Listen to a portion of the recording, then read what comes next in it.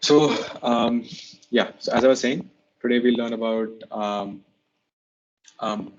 multiple activities and intents. We learn about app bars, navigation drawers, and menus. We learn about what fragments are. We'll learn about navigation, and we'll summarize it at the end. So, yeah, so let's get started with the activities and intents. So, so far we've looked at Android apps that have like a single screen, right? So last time I think we were building a calculator, if I'm not wrong, and that was just a single screen application. So it was a single activity application. So an activity is where you put some of the logic of your code, which corresponds to your UI file, which was the XML file that we wrote last time. So as you add more functionality to your app, it just makes sense to divide it up into different screens within your app. So, one way to have different screens is to have more activities, and every activity can have a specific feature that it performs. So, and dividing your code up into activities will make your code more readable and easy to maintain, and actually easy to reuse as well. So that's what we have. So let's just take the example of the Amazon app, right? In Amazon, suppose you go to the search bar and you put in a keyword, and you press enter. So you get some search results. So that's your search result page, and that is a separate activity. Now, when you click on a product that is listed on the search results page, that'll take you to a separate activity with activity, which is a product details page or something. So um, these are different activities that you have in an application. So moving on, let's talk about what intents are.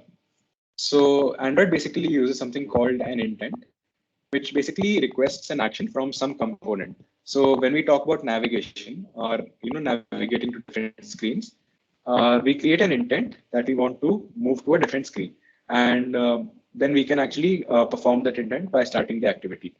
But for example, an intent can actually tell key I want to move from this page to another page, or it can say that I want to share a particular piece of information from my app to someone else. So if you're on Spotify or YouTube, when you press the share button, it actually tells you, shows you a list of applications that you can use to share whatever data that you wanted to. So basically, that's what an intent is. It's basically you're telling Android that hey, I'd like to perform some specific action right now.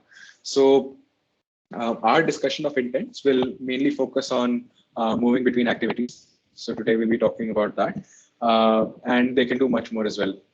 Which, like an example which I gave right now, for example, the sharing example. So that's basically what an intent is. So when you use intents, you can pass some specific data to a different screen. So let's just take the example of the Amazon app, right? When you have those search results that you get after you perform a search query on the home page, when you press on a particular product, you go to another product page, which shows you the details of the product. But how does that page get to know which product those? So you pass some data from the search results page to the main page, and that data passing is also part of the intent. So we will, I think we'll see an example later of how this works. So yeah, there are two types of intents, and the first type is explicit intent. So explicit intents are basically very strict. So you have to, exactly tell Android that I want to perform this particular function in this way, and it's all very well defined. So we basically indicate a specific component that should handle the request that we are making.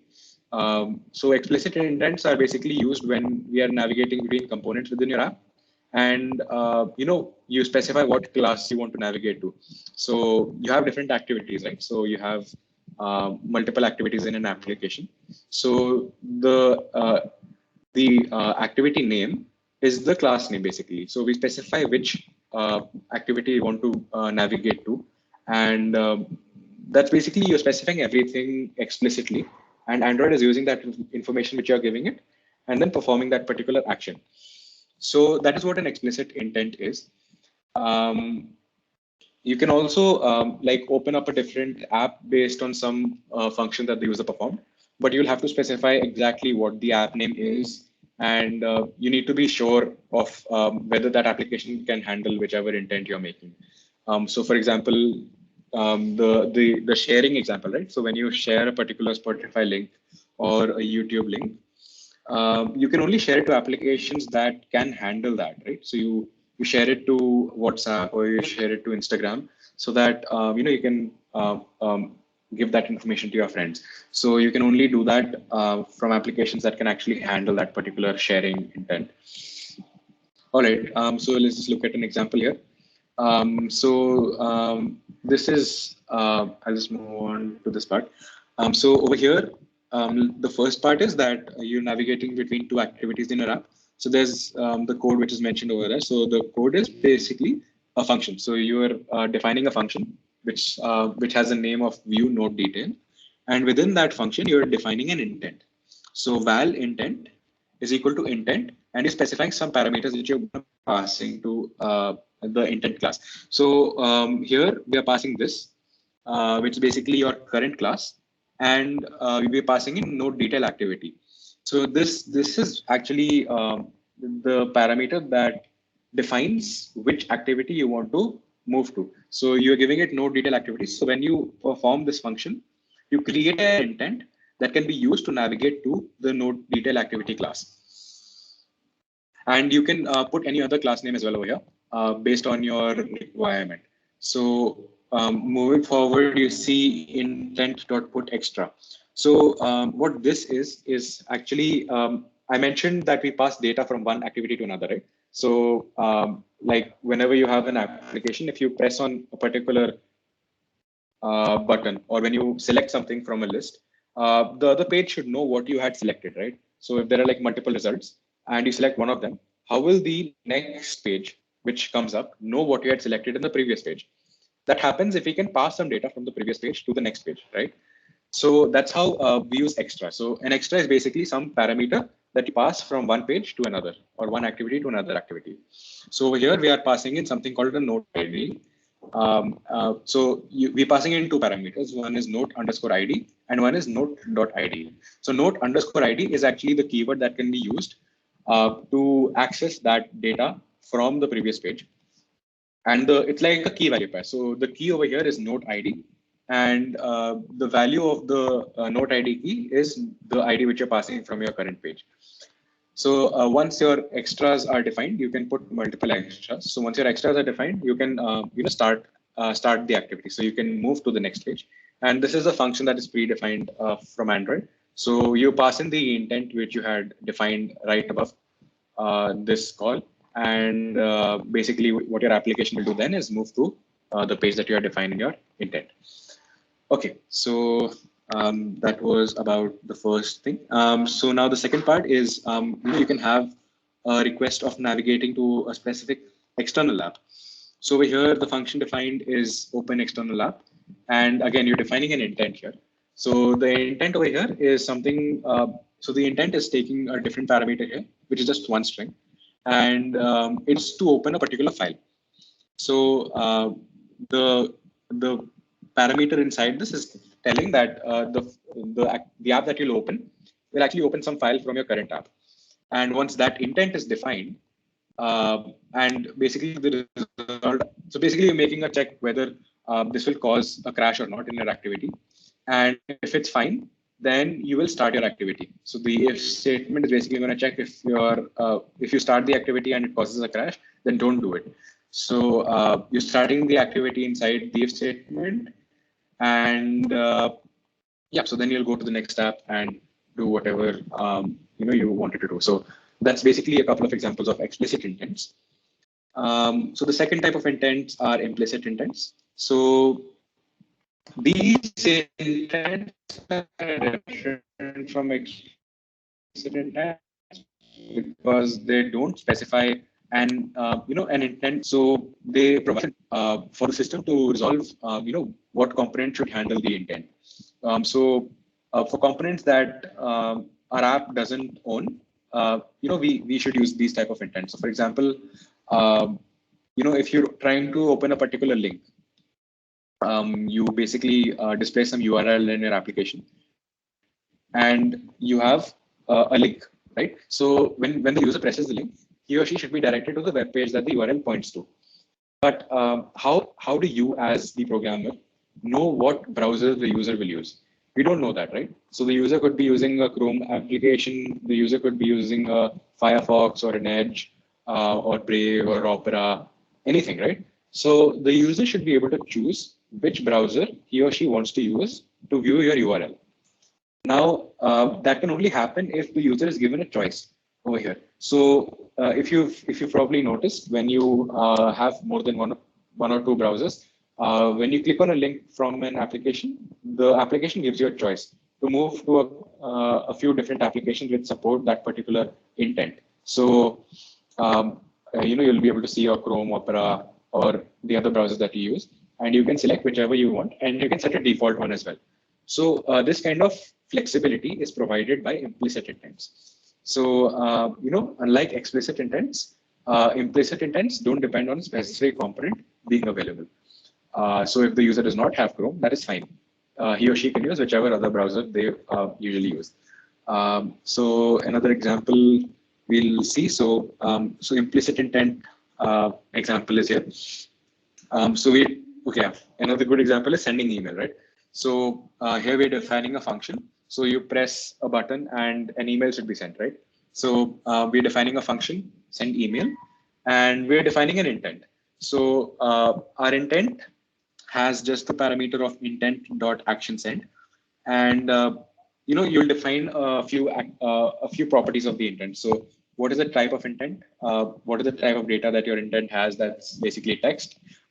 You put some extras in your intent. You have to put your email address, which you want to send the email to, and you have to put what text you want to send in the email. These are a couple of extras that you would like to have.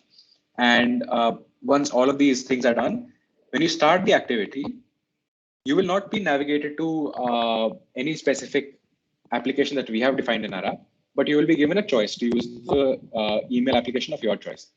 So you'll be able to use Gmail, iMail, Hotmail, anything that you use. So that's basically an example for implicit intent here. So moving forward, so let's just briefly discuss about some UI components that we use to navigate through our apps. And also, please feel free to stop me or put some a question in the chat, because we can handle that. So let's move ahead. So let's talk about app bars.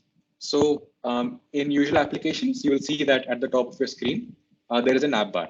It basically displays the name of the activity that you're on. So for example, if you've seen the Iris app, if you've used the Iris app, you'll know, right, that whenever you move to particular screens, like you want to check your grades on the Iris app, on the top, there'll be something called My Courses and Grades. So that's basically where that is written is called your app bar. And it displays some basic information and allows you to perform some basic actions for a particular page. So for example, in this, you can have some action buttons on the right-hand side, which, let you do multiple things. For example, you can switch between different modes of the application, like dark mode, light mode, or on the left-hand side, you can have a back button, which allows you to go to the previous page. So all of this stuff can be put in your app bar. And it's very common to have app bars in your applications now. So Material Design, which is basically Google recommended design, uses app bars in their applications. So, it gives the user access to important actions in a predictable way, so that the menu options are easily accessible to them. So you can, as I said, you can do navigation and view switching from your app bar. And this is the code for this. I'll not show right now because it's very simple. You just need to add one XML tag. And that is there in the Google documentation, as well as in the pathways that we have sent to you on all of the spam messages that we create. So make sure to check it out and try to practice making app bars and all the other things that you'll see today. So the next thing that we'll talk about are navigation drawers. These are just some basic UI components that you'll see in your day-to-day apps. So a navigation drawer, I'm pretty sure you've seen. So if you swipe left from left to right on your screen, sometimes this drawer opens up and it shows you multiple options of pages that you can visit through your app. So it makes your navigation very simple. Um, it's basically an element which allows you to open a drawer by tapping a hamburger icon on the top left. And a hamburger icon is basically like three horizontal lines. If you've not heard of that, so yeah, so it basically lets you open up the drawer and lets you navigate quickly to locations in your app, and gives you access to some important options or menus that you might want to use. So I've been mentioning menus right now, right? So let's move on to that. And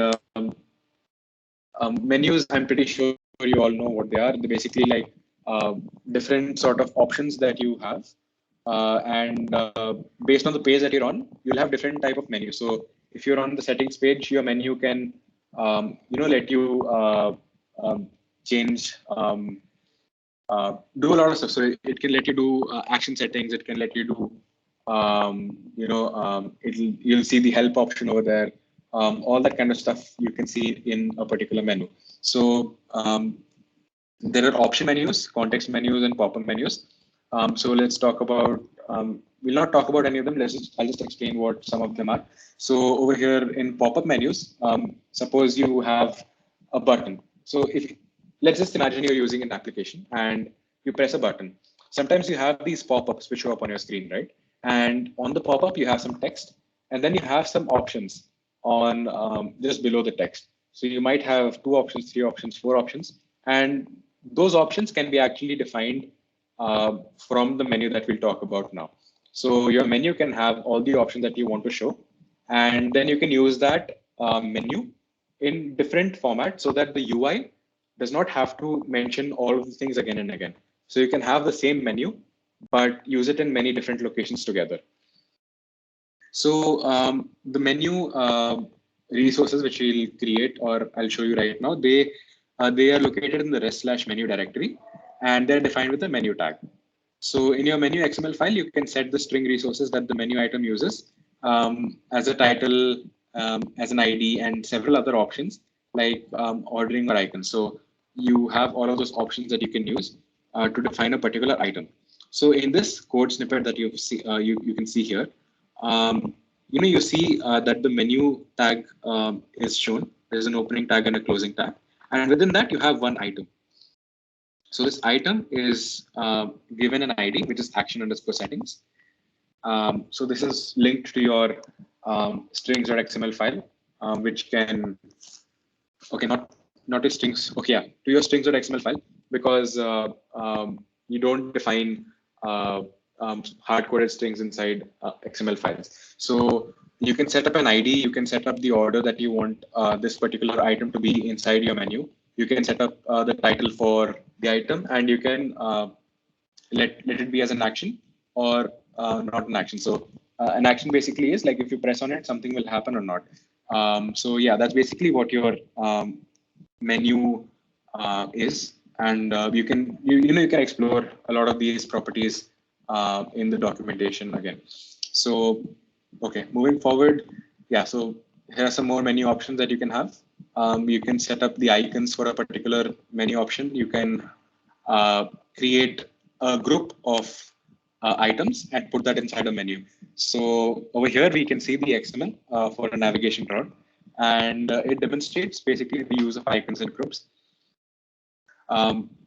Navigation drawers, I'll show the code for that later, but the basic representation is, this, which you can see on your screen right now.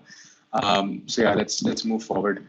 Yeah, so this, so this is the options menu example in an activity, and we can add a menu item by creating a new item tag and giving it an ID and title, as you've seen before. So we can, so like last time we had this action_settings item, right?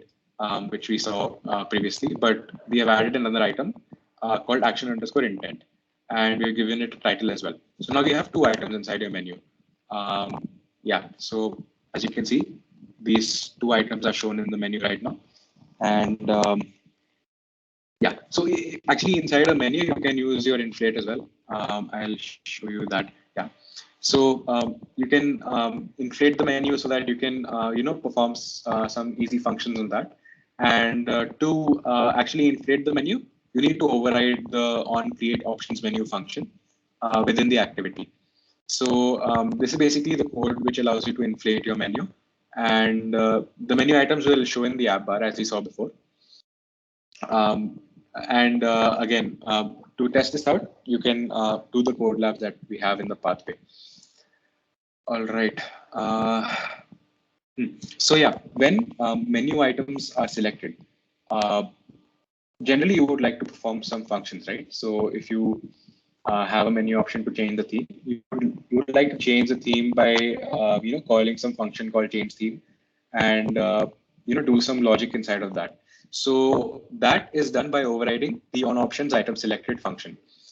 So this is basically to respond to the user selecting a menu item, and our menu will conditionally over here in this case, based on what item was selected inside our menu, we will either launch an intent, or we'll create an action that launches an intent, or we will create a toast. And a toast is basically nothing but a small pop-up which comes up on the bottom of your screen and goes away after 2 or 3 seconds. So over here, item ID is basically the item which was selected from your menu.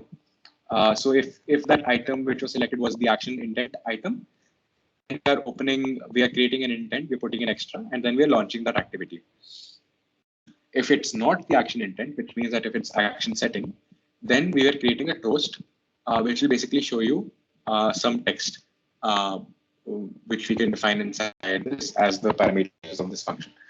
So that's how you can handle some logic when one of these items are clicked inside a menu.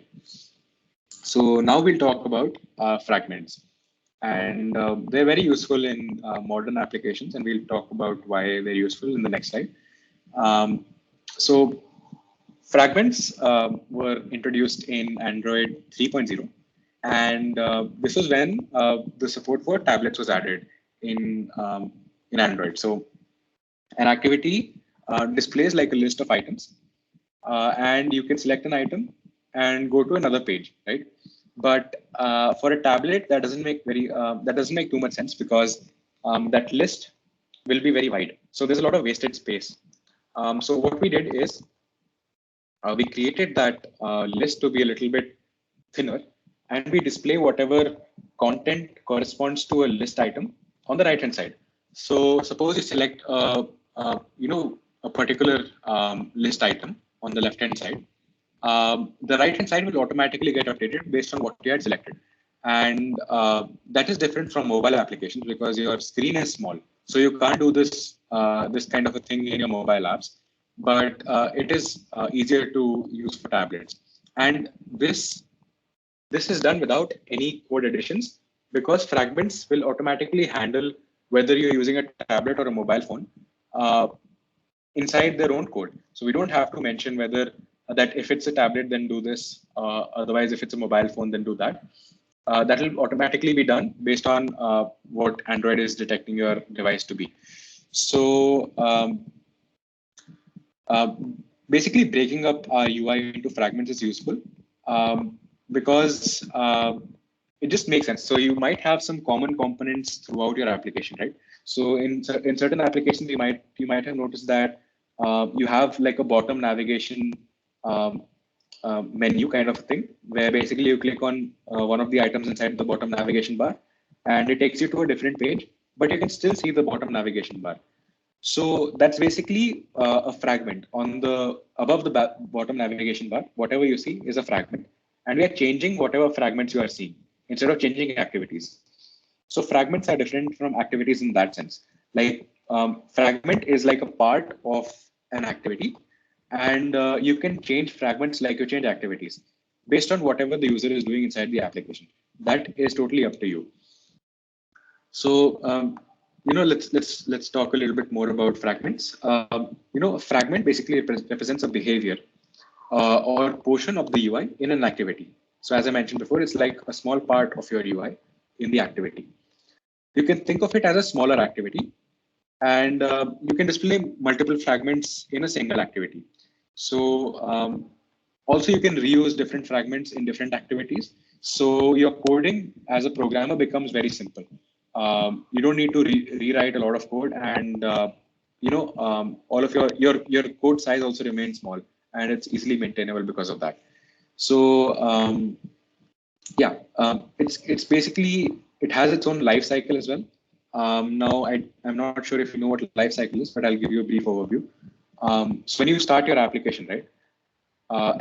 Some basic activity started when you start your application. So your main activity, whichever you're using as your main activity, that is started up, and that has different life cycles. So one of them is like on start. So your life cycle has started for your main activity, and now you can do different things with it. So now once it started, you have an on create view, which is another thing, which basically means that the UI has been rendered on the user screen. Now, if you once you suppose remove your app from the main screen, like you put your app to the background and open up some other app. So there'll be some on pause. There'll be some on pause kind of life cycle stage. Then when you open the app back up again from your recent apps, then you'll have an on resume life cycle stage. So there are different life cycles like this, the life cycle stages, and they're different for activities and for fragments. So they're similar in many cases, but they're not completely the same thing. So yeah, we might talk about life cycles in a later session, but yeah, that's basically what life cycles are. Yeah, this is just a note about fragments. There are two different libraries. So you should use the Android X version of the fragment class and not the deprecated version, which is shown below. So yeah, just make sure to use the top one. All right, so yeah, so now let's just see how navigation works exactly. So what we saw before is actually the old way of doing navigation. Now with newer libraries coming out, navigation is actually a lot simpler to both code up and to maintain. So the navigation component it's basically like a collection of libraries and tools, and there are a lot of IDE integrations with Android Studio for this. So one really cool sort of addition to the IDE with this library is something called a navigation graph. So if you've designed a UI for a particular page in your Android app, you'll notice that you have this sort of design layout where you can drag and drop different things onto your screen and place them however you want to. So it's the same thing with navigation as well. You can create different links between different activities, and these sort of links will allow you to navigate from one. It'll create the code automatically for you. Like in the design panel, when you create a particular design, the code is added automatically in your resource files, right? Similarly, in the navigation component as well, when you make changes to the navigation graph, like you add links between pages, the same thing will happen. The code will automatically get generated, and you will just have to modify some of the logic of your code. So your job as a programmer becomes even simpler in this case. So there are three components here. One is the navigation graph, which represents a set of destination fragments or activities that your app will be able to display. So yeah, also you can use fragments here. So you can navigate between fragments and you can add the logic for that as well. So the second component of the navigation, the second part of the navigation component is the navigation host, which is basically a container that displays the destinations that are listed in a navigation graph. So it just allows you to see what all destinations are there in your navigation graph. And the final part of our navigation component is the navigation controller. So this is where, so this is your means of navigating between different destinations. And you can use this navigation control to actually navigate to different screens. So you can use the dot navigate function on a navigation controller, and that will allow you to move from one screen to another screen. So yeah, let's just move forward. There is some dependencies that you'll need to add for it to work. So there's in your build.gradle file, you will need to add these two dependencies. And once that is done, if you just rebuild your project, you will be able to see the navigation section in your IDE, where you can use the graph and create links between different pages and different fragments. So that is what you need to do. So talking about nav host, which is basically like an empty container where destinations are swapped in and out as a user navigates through your app. So a navigation host must implement something called a nav host interface. And the default nav host implementation, which is the nav host fragment, it handles swapping fragment destinations for you. So over here, in the code, you can see that we have defined a fragment and we have given different properties to a fragment over here. So you have the ID, which has a nav underscore host. You have the name, which is basically the nav host fragment, as I mentioned before. You have the width and height, and a couple more properties here. So the nav graph actually points to the nav graph that you have open as your design or as your XML code. So a couple of important properties here are the name property and the default nav host property. So the name attribute has a value that is the fully qualified class name of our fragment. So that's what the name attribute points to.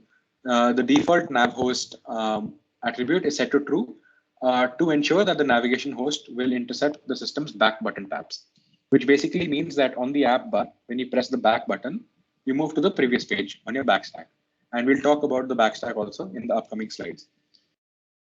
Moving forward, so as I said, this is a navigation graph, and you can create the navigation component by navigation graph by just adding links between different sort of pages and fragments that you have. So that is also very easy as a developer. So there's the navigation editor in Android Studio. I think I explained that as well.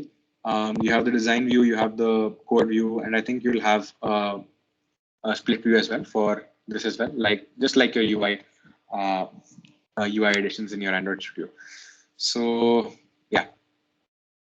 So let's talk about fragment destinations. And to create a fragment, you have to extend something called the fragment class. And in an activity, we would, when we wanted some sort of, some sort of logic to be performed before the activity was rendered on the screen, we used the onCreate method. So we overrid that onCreate method and we put our logic inside that. But a fragment has the onCreate view method. And within that, before the fragment is starting, we perform some logic, and then the fragment can be shown on the screen. So that's a basic difference between the activity and fragment. So just the example code here. So if you want to create something called a detailed fragment, you have to inherit from the fragment class, which is the library class that is given to you by Android. And you can override the onCreate view method and inflate the layout or do whatever you want to do. You can create references to your UI objects. You can do your data manipulations. You can do all that kind of stuff inside your onCreate view. So yeah, so specifying fragment destinations from your navigation component is very simple. Your actions can be defined in the XML directly or using the navigation editor.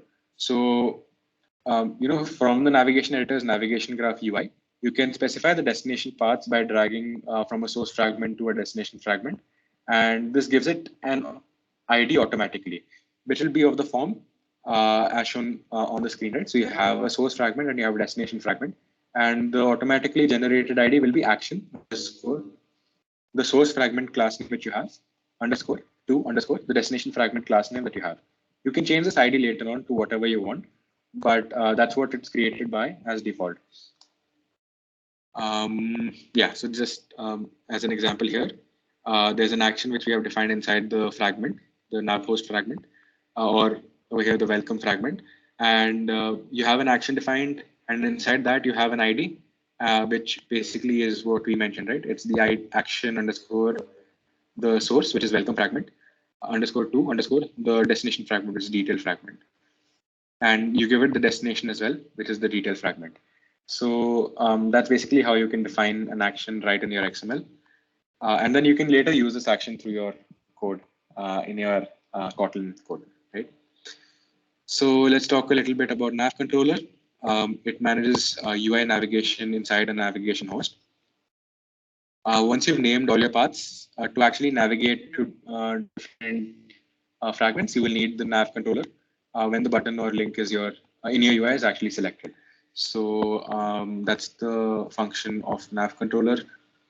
Just as an example over here, you've created a nav controller by the statement val nav controller is equal to find nav controller, and you give the ID over there of the nav host fragment. And once you have the nav controller's instance, you can use the dot navigate function and specify the action that you want to use. So if you want to use the welcome fragment to detail fragment action, you can specify that inside your navigate function, and that will allow you to navigate your specified screen in your action. So yeah, that's about nav controller. Yeah, some more custom navigation behavior. Yeah, so in the previous way of doing it, we used intents, and then we use a start activity, passed the intent inside that, and did all that kind of stuff, right? And for data passing between two activities, we use the extras. So we did dot put extra for a given intent, and we put in the information inside that, and then we use that to pass the information from one activity to another. But in case of the navigation component, which is new inside Android Studio, you will need to use something called safeargs. Safeargs basically ensures type checking, and the arguments that you're passing, they'll have to have a defined type. So it's either an integer, or it's a string, or it's a Boolean, or many other sort of options that you'll have. So it'll just check if the data that you're actually passing between screens is confirming to what you had specified that it will be. And if it's not, then it will give you a warning, and you'll have to fix that. So if you were not using this, then your app would crash in that case, right? Because you were sending something that the receiver is not expecting, and that's not a good way to do stuff. So that's why we have safeargs, and you'll need to add a particular. You'll need to add a Gradle plugin for this, which is shown in the next slide. Yeah, so you'll need to add this dependency, and then you can use safeargs. So yeah, so inside the build.gradle, you can. So there are two different things. You'll have to modify the project build.gradle file and the apps build.gradle file. So there are two different build.gradle files that you have, and you can make these changes to that, and you'll be ready to go. So yeah, so using safeargs is simple. Once you set up the Gradle dependencies and plugins for safeargs, you'll need to do the following steps. So you'll need to create the arguments for the destination fragment. You'll specify the type, the ID, etc. Then you'll create an action to link from the source to destination. Then you'll set the arguments in the action method inside your fragment. Once that is done, then you'll navigate according to that action using the navigation controller. And when actually moved from one page to another, the destination page can access the arguments that you've sent and use them however it wants to use it. So that's so an example here. So if you wanted to pass two arguments, one is called number one is called number two, and both have a type of float. This is how you would do it. In case you didn't pass it, there's a default value of 1.0, which will be used. And yeah, this is the way you would define arguments for a given action. Yeah. So yeah, these are just some supported argument types that are there. So you have integer, float, long, Boolean, string, array, enum, and resource references. So you can use any of those and pass data between your screens using safe nodes. So yeah, we've not talked much about we've not talked about serializable or parcelable, but just to give you an overview of what this is, serializable is basically an interface that you'll use uh, uh, that you would basically implement for a JVM class. So parcelable does a serialization also, but it's a little more optimized for Android apps. So um, these are just basically two different uh, argument types here. So yeah, forward. So we can create the action from source to destination. You have the fragment and you have the action inside that. And we've already seen this before, right? So in case of a multiply application, suppose you have um, you have a basic screen where you will um, take in two text field inputs and pass that to the multiply fragment. And the fragment will multiply the two numbers and show it to you on the screen. So you have two arguments there. One is a number one and one is number two. And yeah, so actual inside the input fragment where you take your two numbers, you will use binding. I think we used binding last time also to access our UI elements from our resource file. So we get the numbers which are input into the text fields and we multiply them. So actually in the input fragment, we will not multiply them. We'll just create an action and we'll navigate to the particular screen that we want. And once we're on that screen, we can actually retrieve those arguments and we will see how we'll do that. Yeah. So inside the multiply fragment, you are defining the arguments.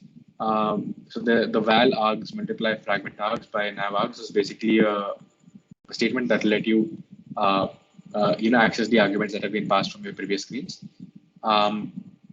Then inside your on view created, you can get those arguments by using args dot and the ID of your argument.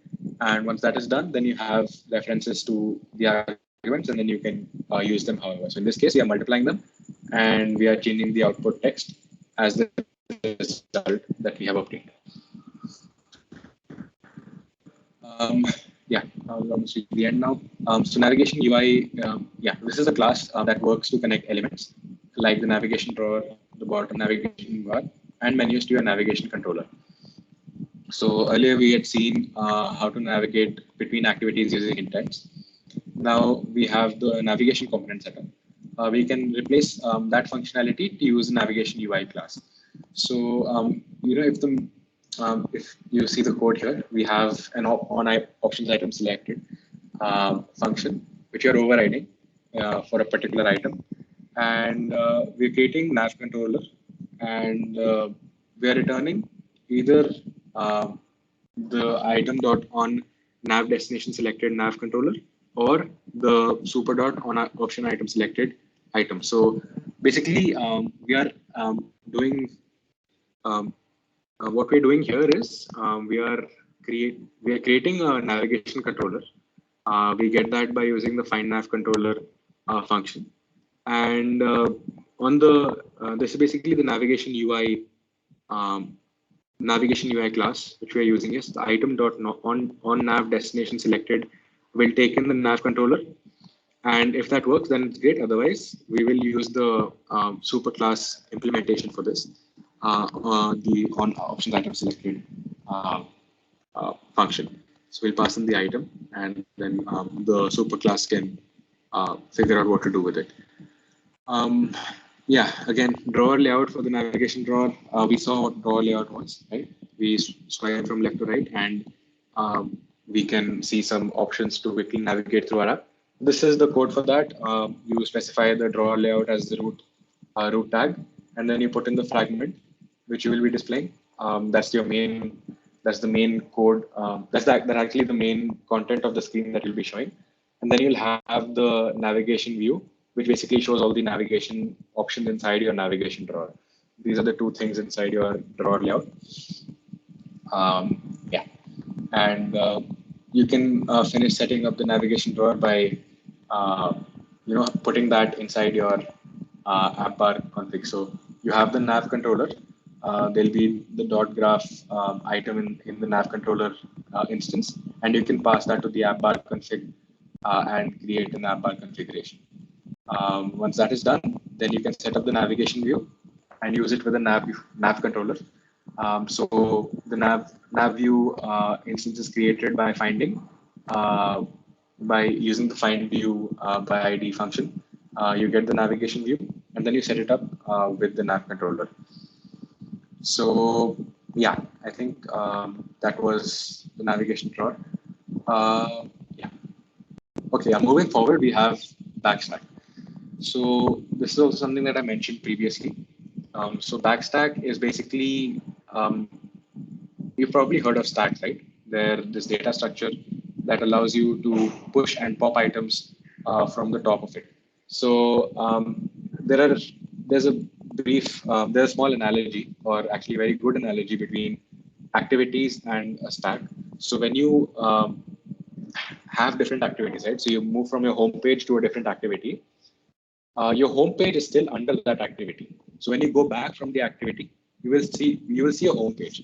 So for an example, if you open up your Iris app, you will have that home page, right? Then you select a particular module that you want to see. For example, your My Courses and Grades, or you can see the infrastructure module. So when you go into one of those modules, you are moving on top of your home screen, and you can see all of that stuff regarding the particular module. But when you move back, you still have your home screen. So how you preserve that is by using a stack. So your first activity is at the bottom of the stack, and your second activity will be on top of the stack when you push it. Now you can add another activity to it and move to another page. But suppose you press back from your third page, your activity 3, then you have only the activity 2, which is shown over here. So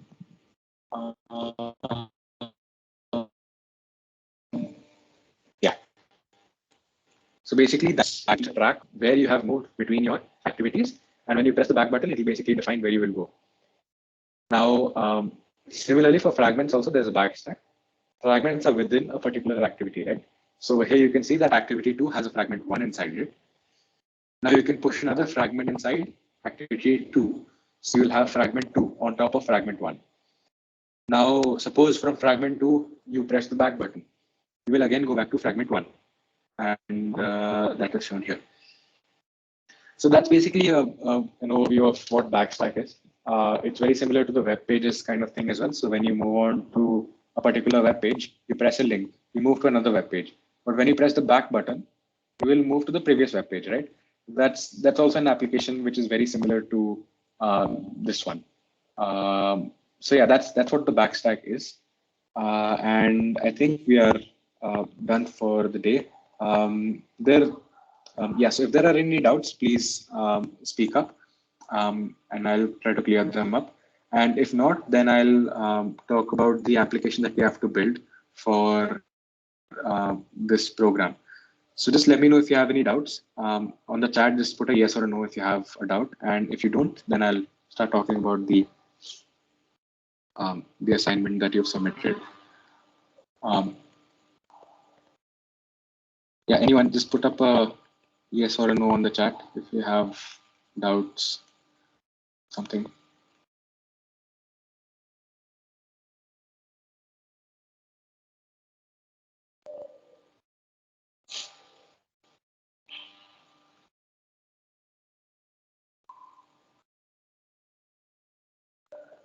Okay. Okay, cool. So basically the application that we have to create is basically out of 3 sort of themes that they have provided us. So one is something that will benefit our community.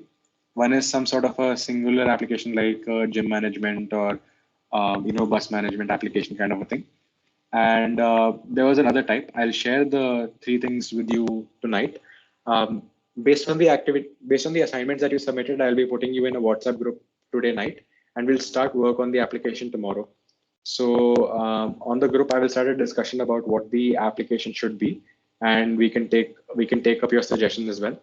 And once that is done, then we can actually move forward to building the app.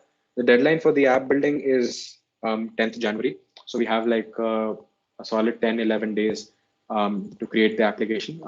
It's not a very complex application that you have to create, just like 3, 4 screens or 2, 3 screens.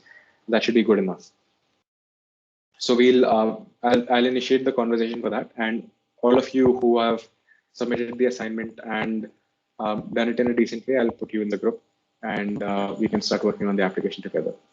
And also, if there are no doubts now, we can end the session. If you have any doubts, you can stay back and ask. So yeah, thanks. Thanks, guys.